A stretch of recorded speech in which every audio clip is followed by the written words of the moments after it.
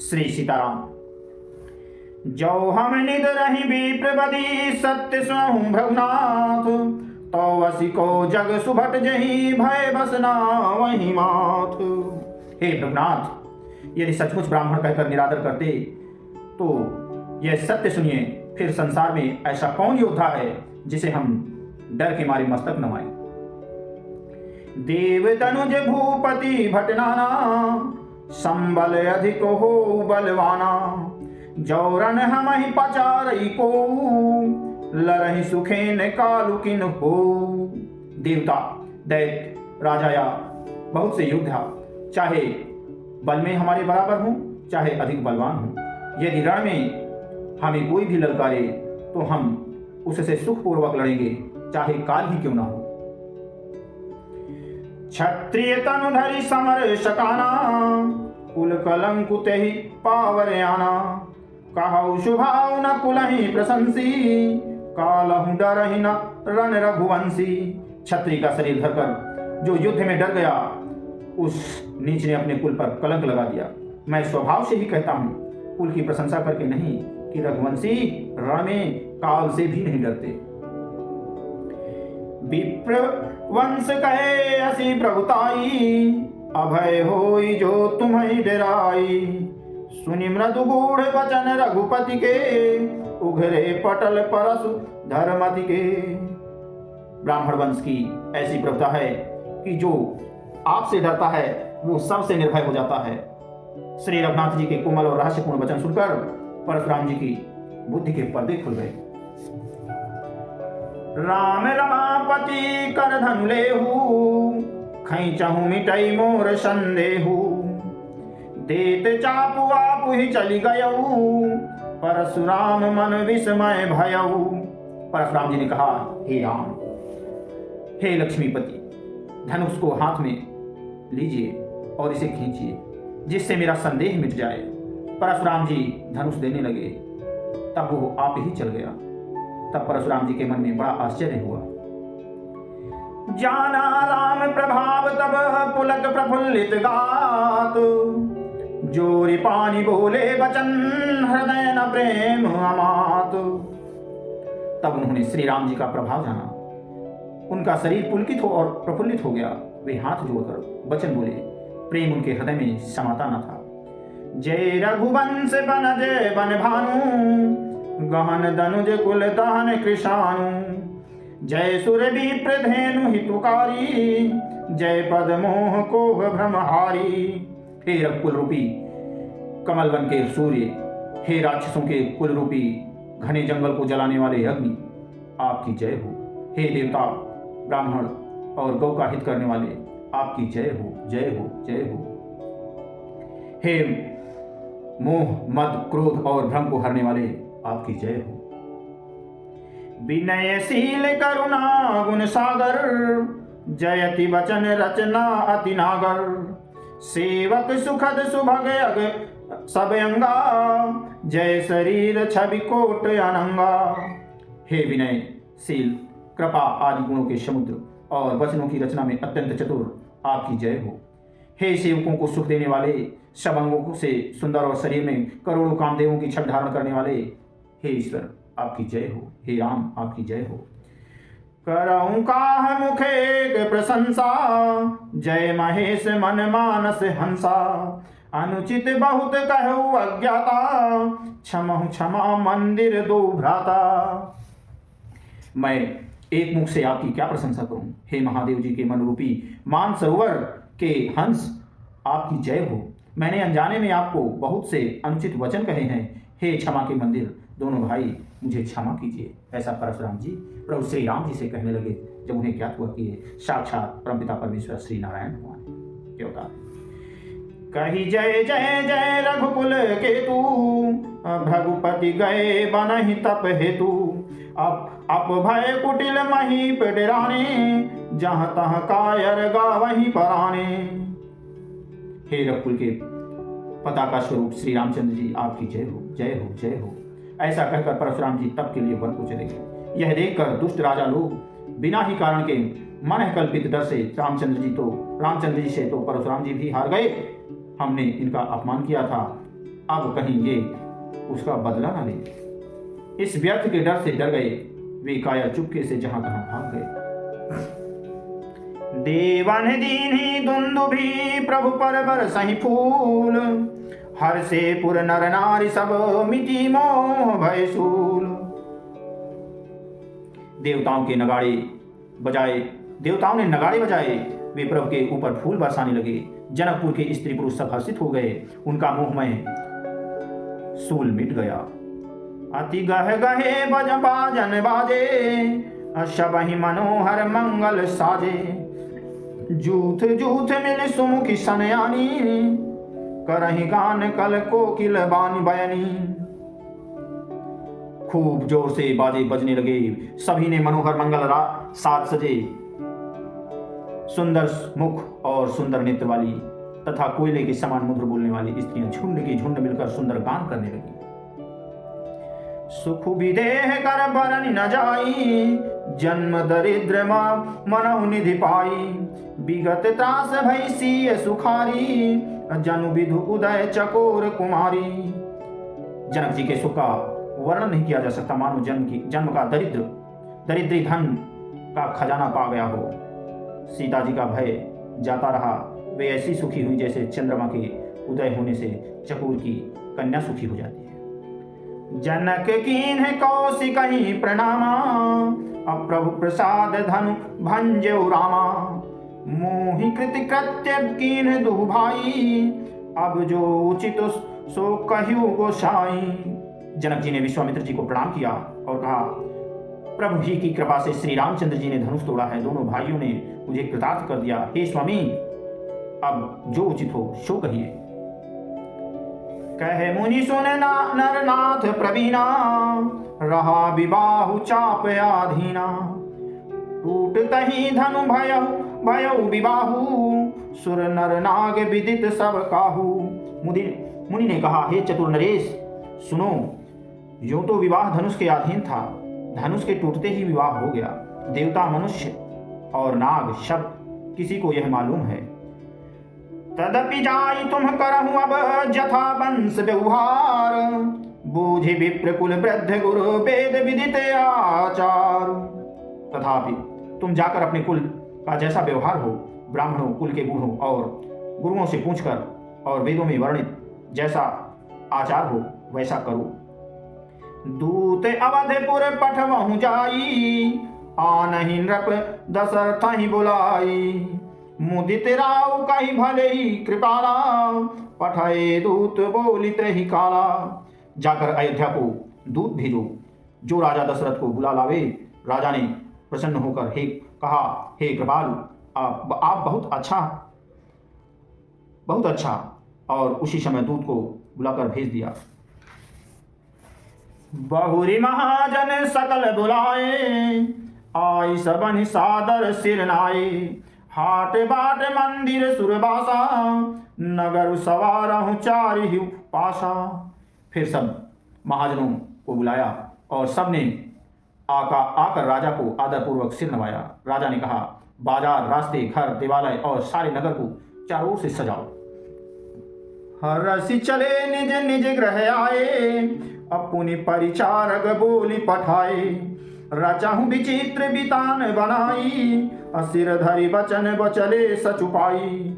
महाजन प्रसन्न होकर चले और अपने अपने घर आए। फिर राजा ने नौकरों को बुला भेजा और उन्हें आज्ञा दी कि विचित्र मंडप सजाकर तैयार करो। यह सुनकर वे सब राजा के वचन सिर पर धरकर और सुख पाकर चले। पठे बोली गुनी तिन्ह नाना, जे बितान विधि कुशल सुजाना। विधि बंद तिन्ह कीन आरंभा, बिरचे कनक कदली के खंभा।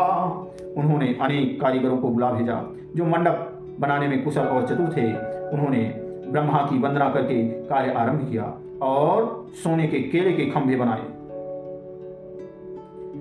हरित मणि के पत्र फल, पद्म राग के फूल। रचना देखी विचित्र यति, मनु बिरंची कर भूल। हरी हरी मणियों,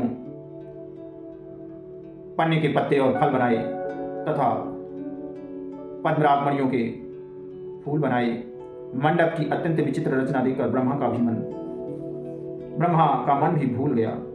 बेनु हरित मणि मैं सब कीन्हे, सरल सपर्ब पर ही नहीं चीन्हे।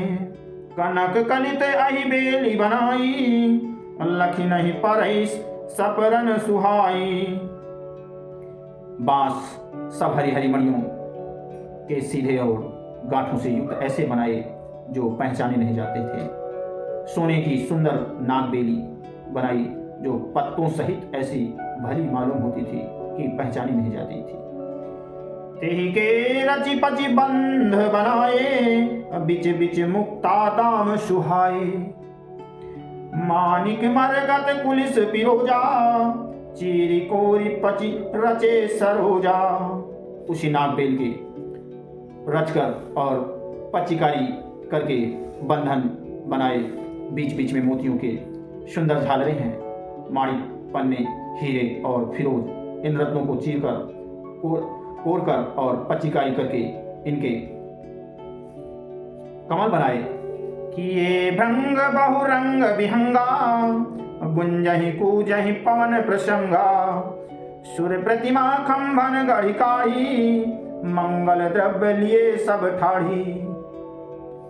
भौरे और बहुत रंगों के पक्षी बनाए जो हवा के सहारे गूंजते और कूजते थे। खंभों पर देवताओं की मूर्तियां गढ़कर निकाली जो शब्द मंगल द्रव्य लिए खड़ी थी। चौके भांति अनेक पुराई, सिंधुर मणिमय सहज सुहाई। गजमुक्ताओं के सहज ही सुहावने अनेक तरह के चौक पुराए। सौरभ पल्लव सुभग सुधी, किए नील मणिकेरी। हेम बहुर मरकत घवरी, लसत पाट में डोरी। नीलमणि को कोरकर अत्यंत सुंदर आम के पत्ते बनाए। सोने के बहुर, आम के फूल और रेशम की डोरी से बंधे हुए पन्ने के बने फलों के गुच्छे सुशोभित हैं। रचे रुचिर बर बंधनि निवारे, मनहु मनोभव फंद संवारे। मंगल कलश अनेक बनाए, ध्वज पताक पट चमर सुहाए। ऐसे सुंदर और उत्तम बंधनवार बनाए मानो कामदेव ने फंदे सजाए हों। अनेकों मंगल कलश और सुंदर ध्वजा, पताका, पर्दे और चंवर बनाए। दीप मनोहर मणिमय नाना, जाय न बरनि विचित्र बिताना। जहि मंडप दुलहिन बई देही, सोबर नहीं असीमति कवि केही। जिसमें मणियों के अनेकों सुंदर दीपक हैं, उस विचित्र मंडप का तो वर्णन ही नहीं किया जा सकता। जिस मंडप में श्री जानकी जी दुल्हन होगी, किस कवि की ऐसी बुद्धि है जो उसका वर्णन कर सके। दुलहु राम रूप गुण सागर, शोभितानु तिहु लोक उजागर। जनक भवन कहे शोभा जैसी, गृह गृह प्रतिपुर देखिए तैसी। जिस मंडप में रूप और गुणों के समुद्र श्री रामचंद्र जी दूल्हे होंगे, वह मंडप तीनों लोकों में प्रसिद्ध होना चाहिए। जनक जी के महल की जैसी शोभा है, वैसी ही शोभा नगर के प्रत्येक घर की दिखाई देती है। जेहि तेरा हुति तेहि समय निहारी, तेहि लघु न लगहि भुवन दस चारी। जो संपदा नीचु ग्रह सोहा, बिलो की सुरनायक मोहा। उस समय जिसने तिरहुत को देखा, उसे 14 भवन तुच्छ जान पड़े। जनकपुर में नीच के घर भी उस समय जो संपदा सुशोभित थी, उसे देखकर इंद्र भी मोहित हो जाता था।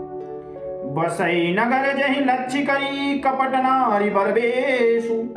अतेहिपुर कई भो शोभा कहत, सकुच हिंसारद शेषु। जिस नगर में साक्षात लक्ष्मी जी कपट से स्त्री रूप वेश बनाकर बसती हैं, उस पुर की शोभा का वर्णन करने में सरस्वती और शेष भी सकुचाते हैं। पहुंचे दूत रामपुर पावन, हर से नगर बिलो की सुहावन। भूप द्वार तिन्ह खबरी जनाई, दशरथ नृप सुन लिए बुलाई। जानकी जी के दूत श्री रामचंद्र जी की पवित्रपुरी अयोध्या में पहुंचे। सुंदर नगर देखकर वे हर्षित हुए। राजवाड़ पर जाकर उन्होंने खबर भेजी। राजा दशरथ जी ने सुनकर उन्हें बुला लिया।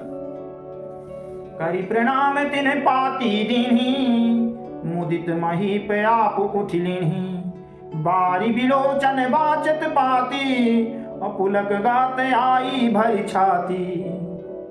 दूतों ने प्रणाम करके चिट्ठी दी। प्रसन्न होकर राजा ने स्वयं उठकर उसे लिया। चिट्ठी बांचते हुए उस समय नेत्रों में जल छा गया, आंसू आ गए राजा, शरीर पुलकित हो गया और छाती भर आई।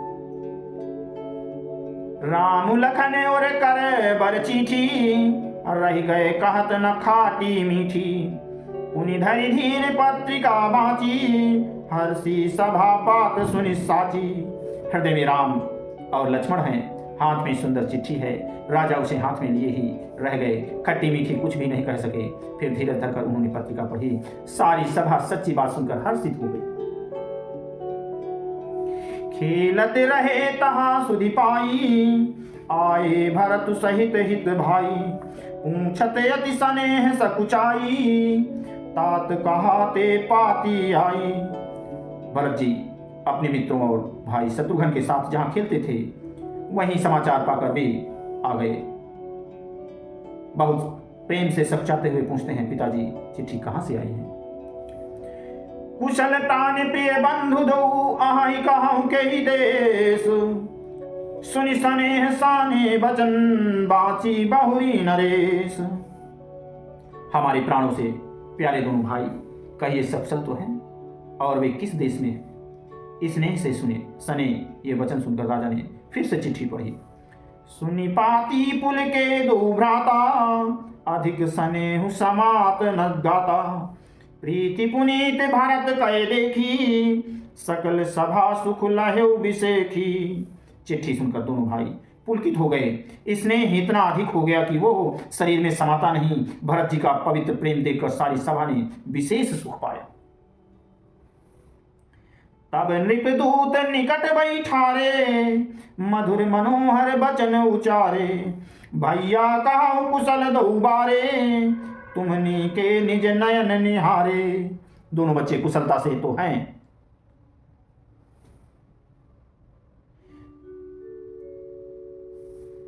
तुमने अपनी आंखों से उन्हें अच्छी तरह देखा है ना? श्यामल गौर धरे धनु भाथा, अभय किशोर कौशिक मुनि साथा, पहचानहु तुम कहु सुभाऊ, प्रेम विवश पुनि पुनि कहराऊ। श्यामले और गोरे शरीर वाले वे धनुष और तरकस धारण किए रहते हैं। किशोर अवस्था है, विश्वामित्र मुनि के साथ हैं। तुम उनको पहचानते तो हो, उनका स्वभाव बताओ। राजा प्रेम के विशेष वश होने पर बार बार यह इस प्रकार कहकर पूछते रहे। जा दिन ते मुनि गए लवाई, तब ते आज साच सुधि पाई, काहु विदेह कवन विधि जाने, असुनि प्रिय बचन दूत मुसुकाने। भैया जिस दिन से मुनि ने उन्हें लिवा ले गए तब से आज ही हमने सच्ची खबर पाई है। कहो तो महाराज जनक ने उन्हें कैसे पहचाना? ये प्रिय वचन सुनकर दूत मुस्कुराने लगे। सुनाहु महीपति मुकुट मुनि, तुम समधन्य न को, राम लखन जिनके तनय, विश्वभूषण विभूषण दो। दूतों ने कहा है, हे राजाओं के मुकुटमणि, सुनिए आपके समान धन्य और कोई नहीं है, जिनके राम लक्ष्मण जैसे पुत्र हैं, जो दोनों विश्व के विभूषण हैं। पूछन जो गुण तनय तुम्हारे, पुरुष सिंह तिहुपुर उजियारे, जिनके जस प्रताप के आगे, शशि मलिन रवि शीतल लागे। आपके पुत्र पूछने योग्य नहीं हैं, वे पुरुष सिंह तीनों लोगों के प्रकाश स्वरूप हैं, जिनके यश के आगे चंद्रमा मलिन है और प्रताप के आगे सूर्य शीतल लगता है। तिन्ह कहिए नाथ किम चीन्हे, और देखिए रवि की दीप कर लीन है, सीए स्वयंवर भूप अनेका, समिटे सुभट एक ते एका। हे नाथ, उनके लिए आप कहते हैं कि उन्हें कैसे पहचाना? क्या सूर्य को हाथ में दीपक लेकर देखा जाता है?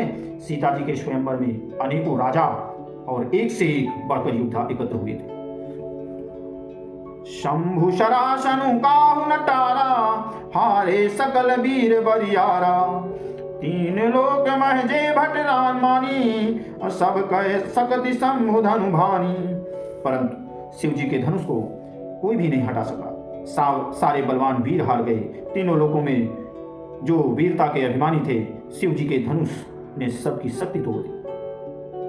सकई उठाई सरासर मेरू, सोही हार गयो करी फेरू। जय कौतुक शिव शैलु उठावा, सोते ही सभा पराभव पावा। बाणासुर जो सुमेर को भी उठा सकता था, वो भी हृदय में हार कर परिक्रमा करके चला गया। और जिसने खेल से ही कैलाश को उठा लिया था, वो रावण भी उस सभा में पराजय को प्राप्त हुआ। तहा राम रघुवंश मणि सुनिय महामहिपाल, भंजऊ चाप प्रयास बिनु जिम गज पंकज नाल।